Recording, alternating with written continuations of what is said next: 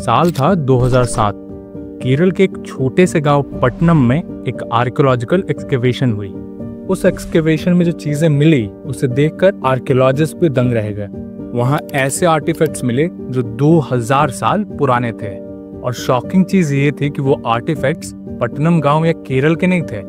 वहां मिले Roman coins, Egyptian beads and West Asian jars.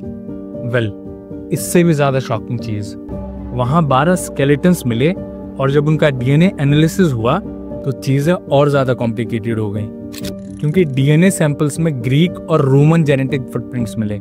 इस बात को डाइजेस्ट करना बहुत मुश्किल था कि 2000 साल पहले केरल के एक छोटे से गांव में ग्रीक और रोमन डीएनए सैंपल्स कैसे पहुंचे। वहीं दूसरी तरफ उत्तराखंड की पहाड़ियों पे एक फ्रोजन लेक है, रूपकुंड।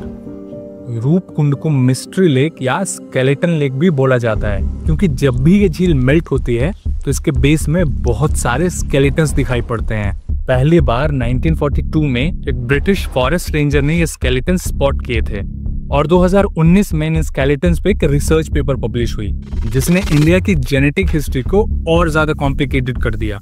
वहां जो स्केलेटन्स मिले उसमें अलग अलग एंसेस्ट्री मिली, एक साउथ एशियन या इंडियन एंसेस्ट्री और दूसरी ग्रीक एंसेस्ट्री।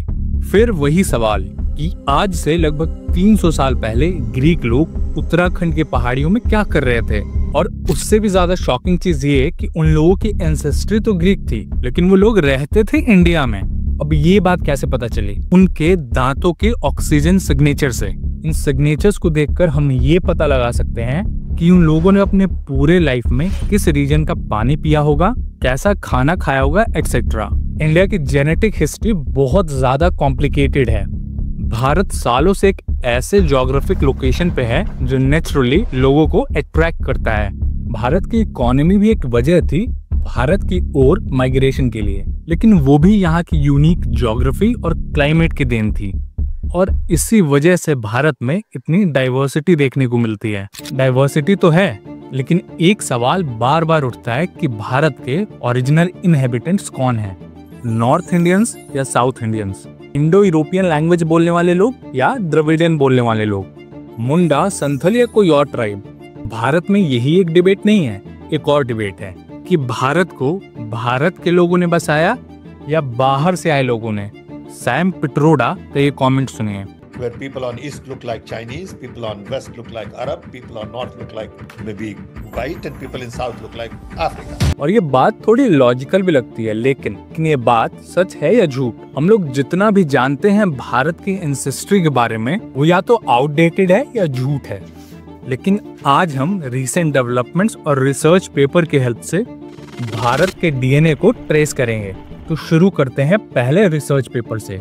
ये चीज थोड़ी कॉम्प्लिकेटेड होने वाली है, तो प्लीज अपना ध्यान स्क्रीन पे रखना, क्योंकि I have tried my level best to break down things so that मैं आपको समझा सकूं। This research paper published in a famous journal called cell.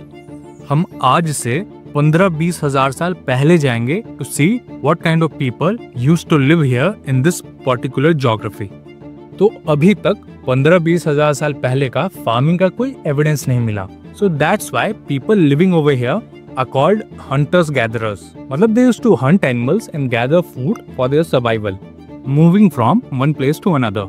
और इसी प्रोसेस में they are subdivided into multiple branches. ये अपने दिमाग में रखो कि all of them are the descendants of the same ancestor that migrated from Africa to Asia 65 to 70,000 years back.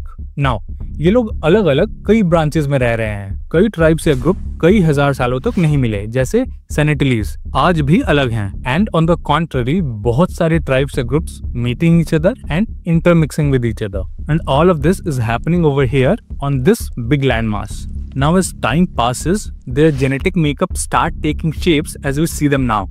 अगर दो ग्रुप्स जो सेम ब्रांच से निकले हैं और उनमें 1-2 हजार साल का जेनेटिक डिफरेंस आ गया, and after 1 or 2,000 years later they intermix again, हम इन ग्रुप्स का स्प्लिट होना और मिलना इजीली स्पॉट कर सकते हैं जेनेटिक स्टडीज के हेल्प से। आई नो ये थोड़ा टेक्निकल हो रहा है, लेकिन इंडिया के जेनेटिक हिस्ट्री को समझना है तो हमें ये सारी चीजें पता होनी चाहिए। नाउ अगर हमें इन लोगों को क्लासिफाई करना है बेस्ड ऑन देयर एंसेस्ट्री, तो they are Indian hunters and gatherers और ancient ancestral South Asians. Similarly they are Iranian hunters and gatherers. Migration और इंटरमिक्सिंग का प्रोसेस नेक्स्ट 10,000 सालों तक कंटिन्यू रहा और एक न्यू पॉपुलेशन बनी which was a mix of Iranian ancestry and Indian ancestry. और यहीं से असली कहानी शुरू हुई which is the birth of civilizations. As per this research paper ये न्यू पॉपुलेशन 12,000 साल पहले इरानियन हंटर्स गैदरर्स से स्प्लिट हो गई और नॉर्थ वेस्ट इंडिया में स्प्रेड हो गई। Then again the migration and intermixing started. Now going 5,000 years down the line, Indus valley civilisation का फाउंडेशन पड़ चुका था। ये दोनों पॉपुलेशन मतलब ईरानियन और इंडस वैली के लोग लगभग 7,000 सालों से अलग अलग रह रहे थे। 12,000 साल पहले स्प्लिट हुए और आज से 9 या 10,000 साल पहले फार्मिंग शुरू हुई। वहाँ ईरान में भी फार्मिंग शुरू हुई और यहाँ इंडिया में भी फार्मिंग शुरू हुई। अभी तक ऐसा माना जाता था कि इंडिया में फार्मिंग ईरानियन फार्मर्स लेके आए हैं, बट जेनेटिक डाटा शोज कि जब से ये दोनों पॉपुलेशन स्प्लिट हुए थे उसके बाद मिले ही नहीं और उसी के बाद फार्मिंग शुरू हुई। तो कंक्लूजन ये निकला कि अगर ये दोनों पॉपुलेशन मिले ही नहीं तो दोनों जगह फार्मिंग इंडिपेंडेंटली डेवलप हुई। Now this civilization got spread in big and small townships all over India, mostly north and west India.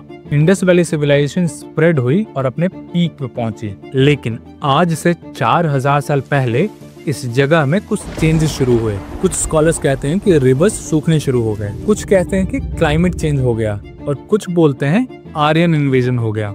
जो भी हुआ हो, एज अ रिजल्ट कुछ लोग यहीं रहे और बहुत सारे लोग माइग्रेट कर गए towards east, west and south. And Indus valley के लोग got intermixed with local population, adopted local culture and traditions, जिससे पूरी इंडिया में एक जेनेटिक ग्रेडियंट बनना शुरू हो गया। पूरे इंडिया में एक पॉपुलेशन बनी जिसमें हड़प्पन एंसेस्ट्री और एंशिएंट एंसेस्ट्रल साउथ एशियंस का कॉम्बिनेशन था अलग अलग प्रोपोर्शंस में। Harappan ancestry spread all over India except few exceptions like north east. Now इसके बाद की जो स्टोरी है it is full of misunderstanding, wrong judgments and fake narratives. और वो फेक नैरेटिव क्या है? पिछले कुछ सालों में ऐसे कौन से आर्कियोलॉजिकल और जेनेटिक एविडेंस मिले जिसके पूरे नैरेटिव को बदल के रख दिया? हम ये सारी चीज़ें डिस्कस करेंगे विद साइंटिफिक एविडेंस अपने नेक्स्ट वीडियो में। अगर आपको ये काम अच्छा लग रहा हो तो आप चैनल को सपोर्ट भी कर सकते हैं मेंबरशिप ज्वाइन करके, जिसका लिंक डिस्क्रिप्शन बॉक्स में दे दिया है। तो मिलते हैं नेक्स्ट वीडियो में विद समथिंग वेरी इंटरेस्टिंग।